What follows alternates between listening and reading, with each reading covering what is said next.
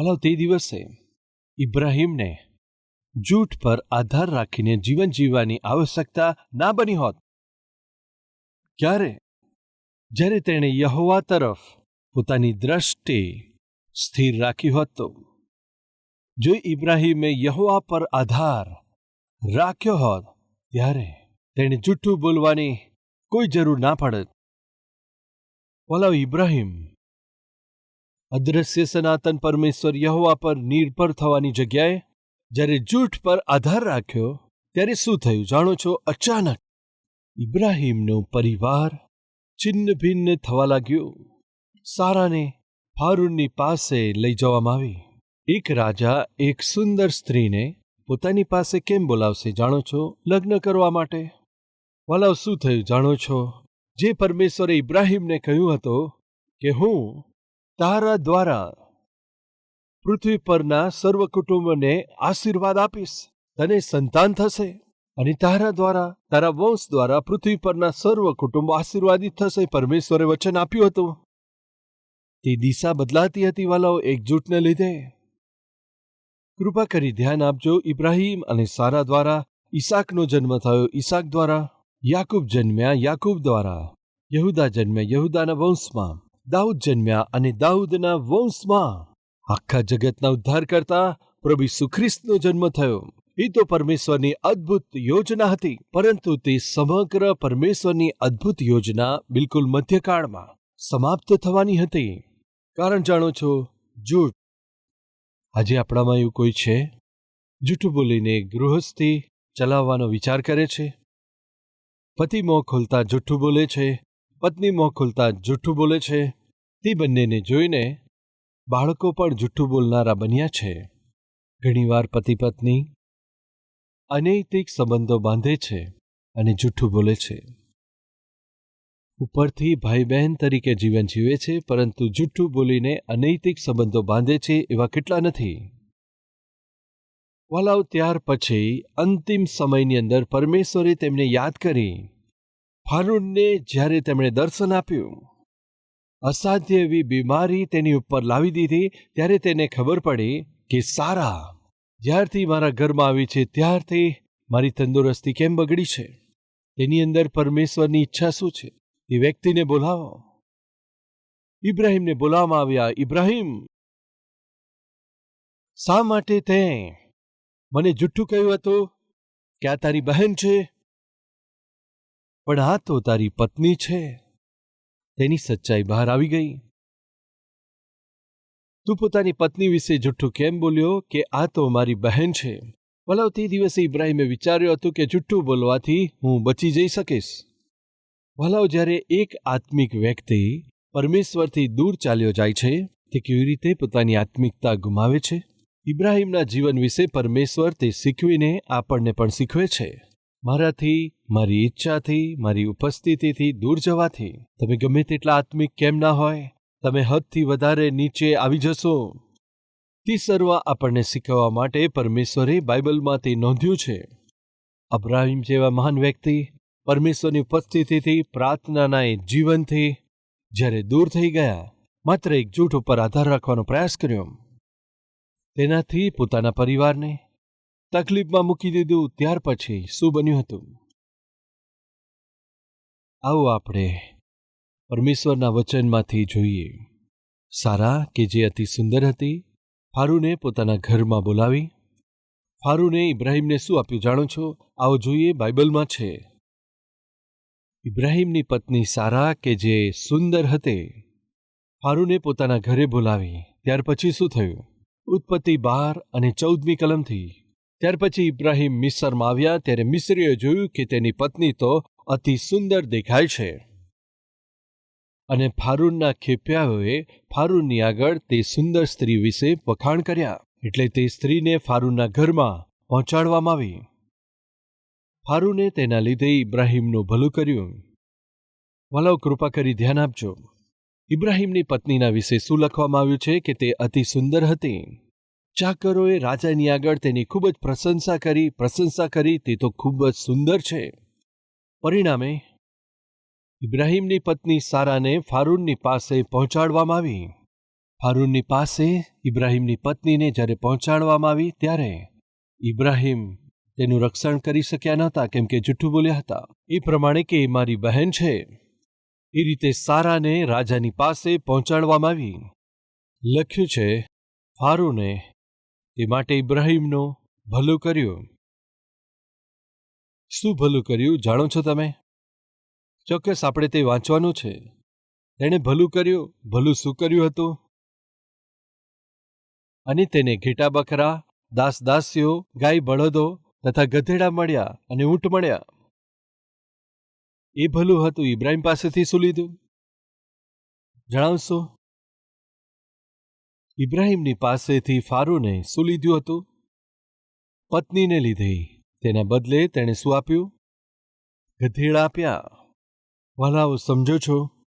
શૈતાનને જો તમે તમારા જીવનમાં એકવાર અવસર આપશો તો તે તમારા જીવનમાંથી અને પરિવારમાંથી મૂલ્યવાન બાબતો લઈ લેશે અને જે કોઈ કામનું નથી તે તમને આપશે, એવું અહીંયા લખ્યું છે. જીવથી પણ વધારે પ્રિય ઇબ્રાહીમની પત્નીને લઈ લીધી અને ગધેડા પાછા આપ્યા. વાલા ભાઈઓ બહેનો, વચન સાંભળનારા ધ્યાનથી સાંભળજો. તમારા જીવનની અંદર શૈતાનને એક અવસર આપશો તો તમારા જીવનની અંદર જો શૈતાનને તમે એક તક આપશો તો તે શું કરશે? તમારા જીવનનો નાશ કરશે, તમારા પરિવારને બરબાદ કરી નાખશે. તે દિવસે ઇબ્રાહીમ જેવા મહાન સેવક એ જ્યારે દુકાળ પડી ગયો ત્યારે પરમેશ્વરની પાસે આવીને પરમેશ્વરની પાસે પ્રાર્થના કરવાની હતી ત્યારે પ્રભુ દુકાળ પડ્યો છે, શું કરવું? એમ કહેવાની જગ્યાએ પરમેશ્વરની ઉપસ્થિતિને ભૂલી જઈને ફારૂનની પાસે ગયા. ફારૂનને એક અવસર આપ્યો ત્યારે તેણે શું કર્યું? શું તમે જાણો છો? ઇબ્રાહીમની જે સંપત્તિ હતી તેનાથી પણ મૂલ્યવાન તેની પત્નીને ફારૂને લઈ લીધી. વાલાઓ, ફારૂને એક અવસર આપવાથી ફારૂને શું કર્યું જાણો છો? તેના પરિવારને નાશ કરવાનો પ્રયાસ કર્યો. બદલામાં શું આપ્યું જાણો છો? તેમણે ઘેટા બકરા, બળદો, ગધેડા એ સર્વ આપ્યું. હું પૂછું છું, સારા મૂલ્યવાન છે કે ઇબ્રાહીમ માટે ગધેડા? ઇબ્રાહીમ પત્નીને ગુમાવીને ગધેડા લઈ આવ્યો હતો. વાલાઓ, તે શું બતાવે છે જાણો છો? શૈતાનને તમે જો એક અવસર આપશો તો તમારા જીવનની બહુ મૂલ્યવાન બાબતોને, ખૂબ જ મૂલ્યવાન મંડળીને, ખૂબ જ મૂલ્યવાન પરિવારને, ખૂબ જ મૂલ્યવાન સાક્ષીને, મૂલ્યવાન આત્મિકતાને, મૂલ્યવાન ઉદ્ધારને એક જ મારથી તે દૂર કરી દેશે. ભલાઓ, કૃપા કરી ધ્યાન આપજો કે ક્રોધને લીધે એક વ્યક્તિ ભટકનારો બની ગયો, એકલો પડી ગયો. એક જૂઠને લીધે એક પરિવાર તો બિલકુલ તૂટવાની અણી પર પહોંચી ગયું. ત્યારે પરમેશ્વરની યોજના, પરમેશ્વરની ઈચ્છા એ નિષ્ફળ જાય તેવી સ્થિતિ સુધી પહોંચી ગયા. અને ત્રીજું છે અન્યાય. દાઉદ સવારે પ્રાર્થના કરે છે, બપોરે પ્રાર્થના કરે છે અને સાંજે પણ પ્રાર્થના કરે છે. એક ગીતમાં દાઉદે કહ્યું છે, હું દિવસમાં 3 વાર પરમેશ્વરની સ્તુતિ કરું છું. સવારમાં વહેલા પ્રભુની વાણી સાંભળનારા હતા મહાન પ્રાર્થનાવીર, મહાન પ્રાર્થના કરનારા દાઉદ હતા, પરંતુ તેના જીવનની અંદર કમજોરી આવી ગઈ. પ્રાર્થના કરવાનું ઓછું થઈ ગયું. હવે પ્રાર્થનાને માટે સમય નહોતો મળતો. સવારે, બપોરે, સાંજે દિનભર પ્રાર્થના કરનાર દાઉદના જીવનની અંદર ખબર નહીં શું થઈ ગયું, આખો દિવસ સૂતા રહ્યા. જે લોકો આખો દિવસ સૂતા હોય, કારણ જણાવશો? કદાચ નાઇટ શિફ્ટ કરી હોય એટલા માટે ડે ટાઈમમાં સૂતા હોઈ શકે છે. નાઇટ શિફ્ટ કરી હોય, આખી રાતનો ઉજાગરો હોય એટલા માટે કદાચ બની શકે છે દિવસે ઊંઘતા હોય. પરંતુ દાઉદ શા માટે દિવસે સૂતા હતા? આજે ઘણા બધા લોકો નાઇટ શિફ્ટ કરતા હોય છે. ઘણા જુવાન ભાઈ બહેનો નાઇટ શિફ્ટ કરે છે. શું કરે છે? ટીકું. આ છે નાઇટ શિફ્ટ. એક ભાઈ મને આવીને કહેતા હતા, ભાઈ હું ઇન્ટરમીડિયેટમાં પાસ થઈ ગયો, ડિસ્ટિંક્શન સાથે પાસ થઈ ગયો, પરંતુ હવે ડિગ્રીમાં ફેલ થઈ ગયો. કેમ ફેલ થઈ ગયો બ્રધર? પાસ્ટરજી, હું નાઇટ શિફ્ટ કરું છું ને. ભાઈ, તમે કઈ નાઇટ શિફ્ટ કરો છો ભાઈ? પાસ્ટરજી, મને એક ફ્રેન્ડ મળી ગઈ છે, રાતભર તેની સાથે હું ચેટિંગ કરતો હોઉં છું. મેં પૂછ્યું, રાતભર ચેટિંગ કરો છો, તમારા માતા પિતા શું તમને જોતા નથી? તેઓ ના જુએ એટલા માટે ઓઢી લઉં છું. જ્યારે તે લોકો જુએ છે ત્યારે મેં ચાદર ઓઢી હોય છે, પરંતુ અંદર તો હું છોકરી સાથે ચેટિંગ કરું છું. ચાદર ઓઢી લઈને ચેટિંગ તે છોકરી સાથે વાત કરતો જ રહું છું. પરિણામ, અભ્યાસ બરબાદ થઈ ગયો. આજે ઘણા બધા જુવાન છોકરા છોકરીઓ રાત્રે શું કામ કરે છે જાણો છો? ચેટિંગ. રાત્રે શું જુએ છે જાણો છો? ગંદી ફિલ્મો. નાના હોય મોટાનું કોઈ અંતર રહ્યું નથી. આજે સેલફોનની અંદર ગંદી બાબતો જુએ છે, ગંદા અવાજ સાંભળે છે, અશ્લીલ દ્રશ્યોને જોઈને પોતાના શરીરને અપવિત્ર કરે છે. શું આપણી મધ્ય એવા લોકો નથી?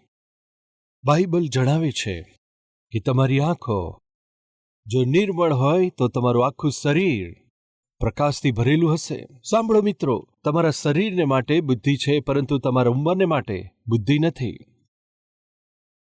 દાઉદને શું થયું ખબર નહીં, પરંતુ તે દિવસે સૂઈ ગયો, અને દિવસે જ્યારે સૂર્ય આથમવાનો હતો, સાંજના સમયે આ દાઉદ ઉઠી ગયો. સાંજે ઉઠીને ઊંઘમાંથી ઉઠી જઈને મહેલના છત ઉપર જ્યારે તે ટહેલ કરતા હતા, ત્યારે તેમને સ્નાન કરતી એક સ્ત્રી જોવા મળી. તે સ્ત્રી તો સ્નાન કરી રહી હતી. પરમેશ્વરનું વચન આપણને સમજાવે છે, કોઈ પણ સ્ત્રી અથવા તો પુરુષને નગ્ન અવસ્થામાં હોય ત્યારે તેની સામે જોવાની અનુમતિ નથી. તે તો પરમેશ્વરની દ્રષ્ટિમાં ઘૃણિત છે. દાઉદ કે જે પરમેશ્વરના નિયમશાસ્ત્રનું રાત દિવસ મનન કરતા હતા, શું તેમને એ બાબતની સમજ નહોતી? કોઈ પણ સ્ત્રીને નગ્ન અવસ્થામાં ના જોવું જોઈએ. ખબર હશે, પરમેશ્વરનું વચન લખ્યું છે કે વ્યભિચાર ના કરશો. પરંતુ હું કહું છું, કોઈ સ્ત્રીને કુદ્રષ્ટિથી જોવી તે પણ તેની સાથે વ્યભિચાર કરવા બરાબર જ છે. શું દાઉદ એ બાબતોને નથી જાણતા? ચોક્કસ જાણતા હશે, પરંતુ ધ્યાનથી સાંભળો. જ્યારે દાઉદના જીવનમાંથી આત્મિકતા દૂર થઈ ગઈ, જ્યારે દાઉદના જીવનમાંથી પ્રાર્થનાનું જીવન દૂર થયું, ત્યારે એના જીવનમાં પરીક્ષા આવી. તેની આગળ એક નગ્ન સ્ત્રી જોવા મળી હતી. ત્યારે તે પોતાની આંખોને તેની તરફથી બીજી તરફ ફેરવી ના શક્યા. કારણ શું છે? એક વ્યક્તિના જીવનની અંદર જ્યારે પ્રાર્થનાની કમી આવે છે, પરીક્ષાઓ પર વિજય પ્રાપ્ત કરવો તે સંભવ નથી. એ જ વાતને પ્રભુ ઈસુ ખ્રિસ્તે પોતાના શિષ્યોને પણ કહ્યું કે તમે પ્રાર્થના કરો કે તમે પરીક્ષણમાં ના પડો. જાગતા રહો અને પ્રાર્થના કરો. કેમ જાણો છો? પરીક્ષણ પર વિજય પ્રાપ્ત કરી શકો. અર્થાત પ્રાર્થના કરનાર પાપ નહીં કરે, અને જે પાપ કરે છે તે પ્રાર્થના નહીં કરી શકે.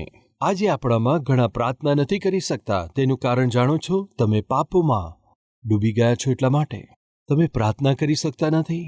એક સમયે પ્રાર્થના ખૂબ કરતા હતા, એક સમયે ખૂબ જ આત્મિક હતા, એક સમયે તમે પરમેશ્વરની ભયભક્તિમાં જીવતા હતા, પરંતુ આજે પ્રાર્થના કરતા નથી. એ જોખમ છે. સાવધાન. અન્યાય તમારા જીવનમાં પ્રવેશ કરી રહ્યું છે. ઉદાહરણ તરીકે, રાત્રે સૂવું તે બરાબર છે, દિવસે સૂવું અન્યાય છે. વળી દાઉદે રાજા તરીકે યુદ્ધમાં જવાનું હતું, પરંતુ યુદ્ધમાં પણ દાઉદ રાજા ના ગયા. યુદ્ધમાં ના જવું તે પણ અન્યાય છે. રાત્રે સૂઈ જવું, સવારે ઉઠવું યોગ્ય છે. રાત્રે ન સૂઈને સવારે સૂઈ જવું તે તો ખોટું જ છે. એટલે કે દાઉદના જીવનમાં હવે પ્રાર્થના કરવાનું છૂટી ગયું. જેવું દાઉદના જીવનમાંથી પ્રાર્થનાનું જીવન છૂટી ગયું, તેના વિચારો હવે બદલાવા લાગ્યા. તેનો સ્વભાવ બદલવા લાગ્યો. તેનું કેરેક્ટર બદલાઈ ગયું. શું થયું જાણો છો? તે સુંદર સ્ત્રીને પોતાના મહેલમાં બોલાવી લીધી. તે સ્ત્રી સાથે વ્યભિચાર કર્યો. કોણે જાણો છો? એ જ વ્યક્તિ જે પરમેશ્વરનો મનપસંદ વ્યક્તિ કહેવાયો હતો. અનૈતિક સંબંધને સ્થાપિત કર્યો. પત્ની હોવા છતાં પરાઈ સ્ત્રી સાથે તેના મોહમાં પડીને વ્યભિચારનું પાપ કર્યું.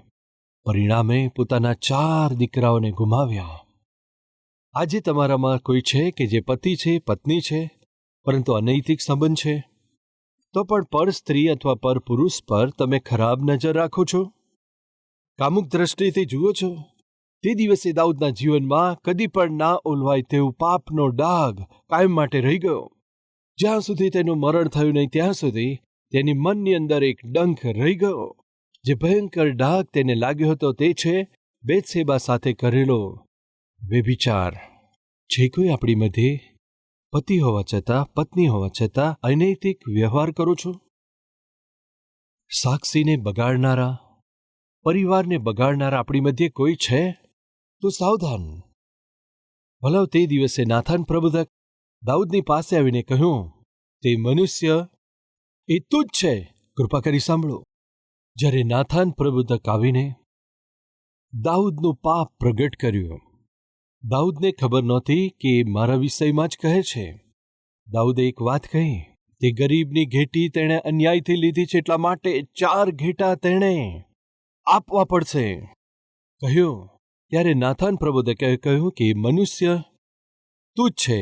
વાલા ભાઈ બહેનો સાંભળો, દાઉદે કરેલા તે વ્યભિચારના પાપને લીધે દાઉદે પોતાના કુટુંબના 4 છોકરા ગુમાવવા પડ્યા. તેના 4 પુત્રો મારી નાખવામાં આવ્યા. સાંભળો છો, દાઉદે પસ્તાવો કર્યો એટલા માટે પરમેશ્વરે તેને ક્ષમા કર્યો, પરંતુ તેના 4 પુત્રોને મરવું પડ્યું. માતાઓ, પિતાઓ, સાવધાન! તમે જે પાપ કરો છો, તમે જે અનૈતિક સંબંધને સ્થાપિત કરો છો, તમે જે અનૈતિક સંબંધને આગળ વધારો છો, જેના લીધે તમારા બાળકો નાશ પામશે, જેના લીધે પરિવાર ઉપર શ્રાપ આવશે. દાઉદ જેવા વ્યક્તિને પોતાના પુત્રોને ગુમાવવા પડ્યા. બધું જ જાણવા છતાં હું પાપ કરીશ, બધું જ જાણવા છતાં અનૈતિક સંબંધ ચાલુ રાખીશ. પરમેશ્વરે દાઉદના જીવનને છોડ્યું ના છોડ્યું. ક્રોધને લીધે એક વ્યક્તિનું જીવન ભટકનારું બન્યું. એક જૂઠને લીધે એક આખો પરિવાર તૂટીને વિખેરાઈ ગયું. વ્યભિચારને લીધે પોતાના 4 પુત્રોને ગુમાવવા પડ્યા. વલાવ સિમરોન નામના પ્રાંતની અંદર એક વ્યક્તિ હતા કે જે યાજક હતા. તે યાજકના 2 દીકરાઓ હતા. આ બંને યાજક પુત્રો તે શું કરતા હતા? મંદિરમાં જે સ્ત્રીઓ આવતી હતી તેમની સાથે વ્યભિચાર કરતા. મંદિરમાં જે સ્ત્રીઓ આવતી હતી તેમની સાથે વ્યભિચાર કરવાનો, પાપ કરવાનું શરૂ કર્યું. પરમેશ્વરનું મંદિર ખૂબ પવિત્ર છે. પવિત્ર મંદિરની અંદર પરમેશ્વરની જ આરાધના થવી જોઈએ, તેમની ઉપાસના થવી જોઈએ, તેમને દંડવત કરવાનો. પરંતુ સાંભળો, એલીના પુત્રો એટલા બધા પાપમય બન્યા હતા. જે સ્ત્રીઓ મંદિરમાં આવીને પ્રભુની સેવા કરતી હતી તેમની સાથે પોતાનો પરિચય વધારીને તેમની સાથે વ્યભિચારનો પાપ શરૂ કરતા હતા. તેમણે પાપમય સંબંધો સ્થાપિત કર્યા. આ બાબતોને જોઈને પરમેશ્વરે ચેતવણી આપી, તો પણ તેમના જીવનની અંદર કોઈ ફેરફાર ના આવ્યો. આજે આપણી મધ્ય એવું કોઈ છે સેવકાઈની અંદર ભાગ લેવા છતાં પવિત્ર સેવકાઈને પવિત્ર રીતે ના કરતા, અપવિત્ર વાતાવરણ ઊભું કરતા હોય? ક્વાયર પ્રેક્ટિસ એમ બોલીને, સ્કીટ અથવા નાટક એમ કહેતા, હાઉસ વિઝિટિંગ એમ કહેતા, ગામની અંદર સેવકાઈ એમ કહેતા, યુથ ફેલોશિપ એમ કહેતા. આ રીતે સેવકાઈની પાછળ કદાચ સન્ડે સ્કૂલ હોય પણ પાપમય કામ કરનારા છે તો સાવધાન. પરમેશ્વરની સેવકાઈની અંદર ખરાબ કામ, તે જોઈને પરમેશ્વર સહન ના કરી શક્યા. તે જોઈને પરમેશ્વર સહન ના કરી શક્યા. ચેતવણી મળી તેમ છતાં પાપની જેમને લત લાગી હતી તેઓ પ્રભુની વાતને આધીન ના થયા. ત્યાર પછી શું થયું? પરમેશ્વરે શિક્ષા કરી. તેમના હાથ વડે બંને પુત્રો માર્યા ગયા. એલી યાજક ચેતવણી આપવા છતાં એલીના બંને પુત્રોએ સાંભળ્યું નહીં.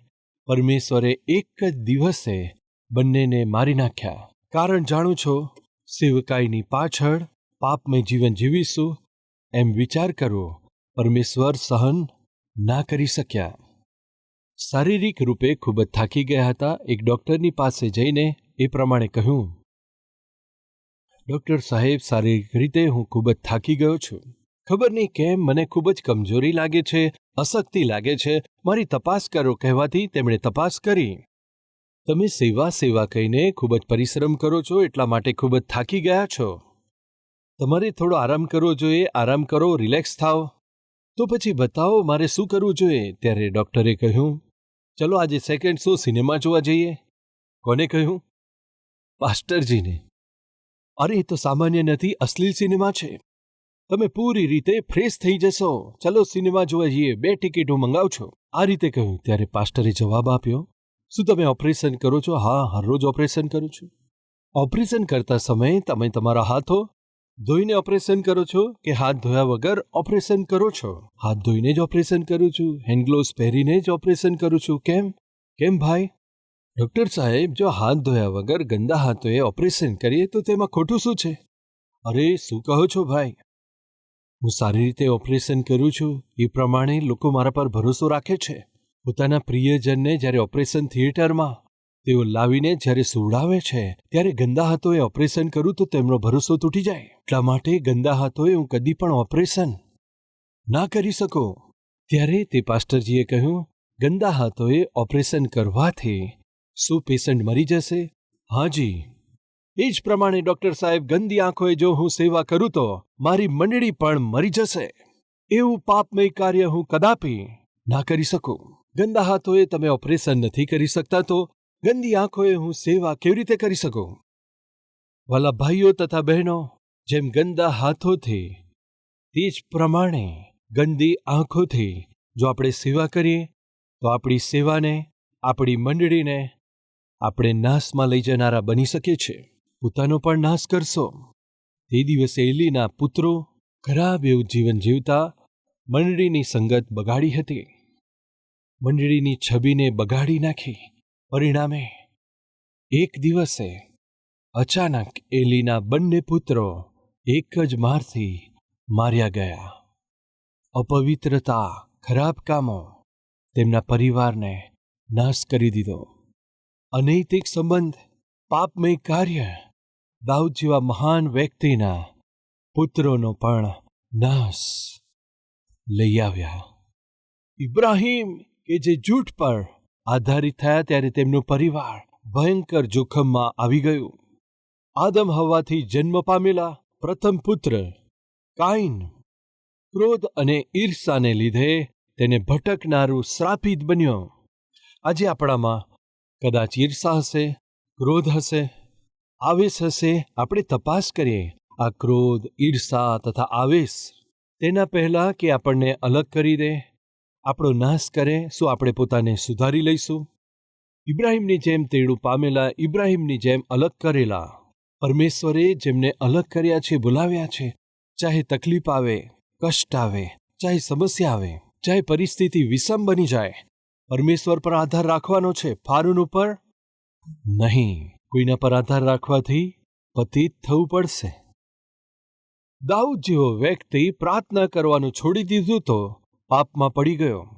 આજે જો આપણે પણ પ્રાર્થનાનું જીવન મૂક્યું છે તો આપણા જીવનના હાલ પણ એવા થઈ શકે. એ વાતને ભૂલશો નહીં.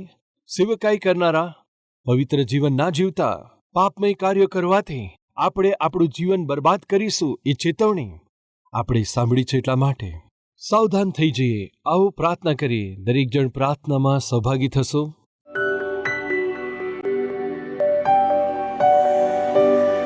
મહાન પવિત્ર પ્રેમી પરમેશ્વર પિતા, તે અન્યાય દાઉદના જીવનની અંદર એક ડાઘ લગાવનાર બની ગયો. 4 બાળકો ગુમાવ્યા. તે અપવિત્ર જીવનને લીધે, સેવકાઈની અંદર ખરાબ કામોને લીધે 3 લોકોને એક જ દિવસની અંદર મરવું પડ્યું. પિતા, આજે તમે આપેલો આ સંદેશ અમારા હૃદયની અંદર વવાયેલો છે. હવેથી વચન અનુસાર જીવી શકીએ માટે સહાયતા કરજો. વચન અનુસાર સેવા કરવાની કૃપા અમ સર્વને કરજો. 100 ગણો બદલો આપજો. પ્રભુ ઈસુના નામમાં માંગીએ છે પિતા. આમેન.